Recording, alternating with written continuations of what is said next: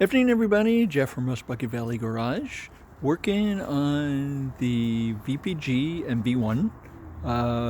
We just finished this afternoon putting upper and lower bushings in this, and we got all that together.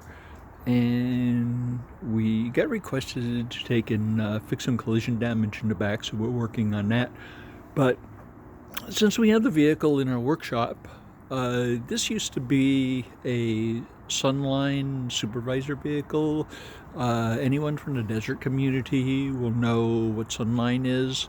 It's a company that runs the buses out in the Cathedral City, Palm Springs, Indio area, and this is a supervisor's car that is retired. One thing really neat about this is it runs off natural gas, so you're paying about $2 a gallon for gas, versus the like the $5.50 or whatever that everybody else has to pay.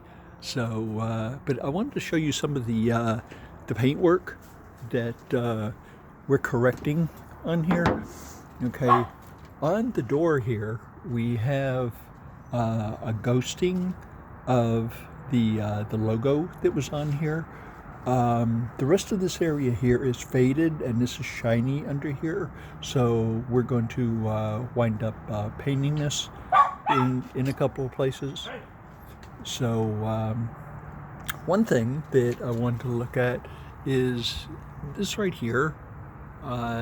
Somebody take and hit this with a spray can or something, and this is paint that is actually on the molding, so we're going to be correcting that. So the first thing we do is we take something like this, a Scotch-Brite, and we go all the way around here and we clean this off, to take and so the tape will stick. And then what we do is we take the tape, and when we put it on here, we make sure we get a real tight seal, where you'll notice that right here there's kind of a rolled edge, and we want to get down in that rolled edge to take and get this this paint off of here. You can't really get this paint off. This is a plastic piece. These pieces are actually glued on, so we don't feel like taking them off, but we'll go ahead and we'll tape these off real good.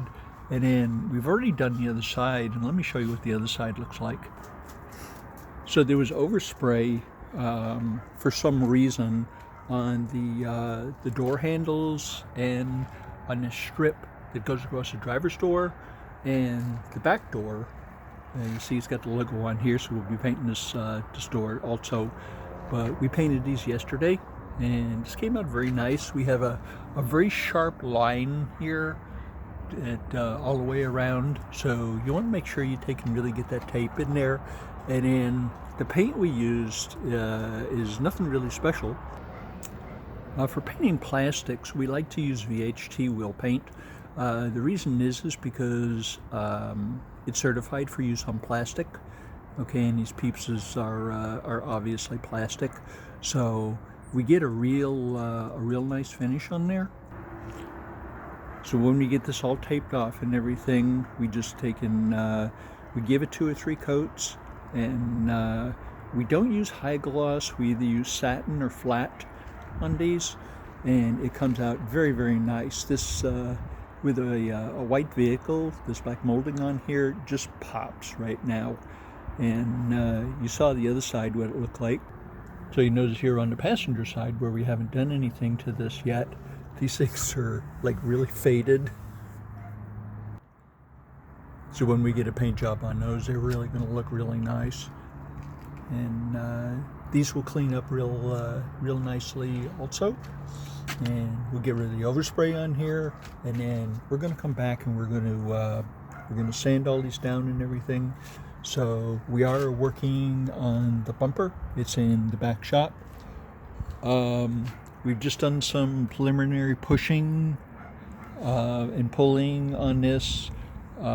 It's come out quite a ways from where it was. It's still low, So we need to take and weld some tabs on there and take and pull that out from the outside. But the thing is, the last 2 days we've been getting a bad marine layer in here, so I really don't want to take and grind this off and weld some tabs on there and then have bare metal, you know, because we probably won't take and get it done all in one session. So we wanted to take and make sure we got some decent weather. So maybe tomorrow or the next day we'll take and grind this off, weld some tabs on there, and pull it out to just about where it should be, and then we'll just put a skim coat of filler on there.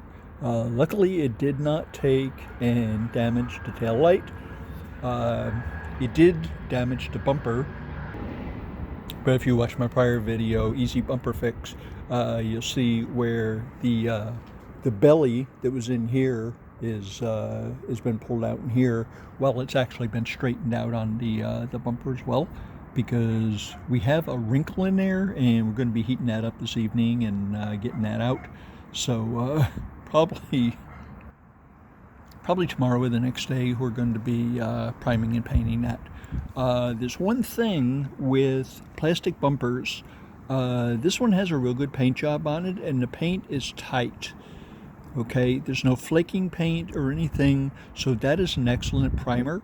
So what we generally do is we take 325 paper and we hand sand that, and we just want to take and knock down the gloss on it, so the new paint will have something to grab onto.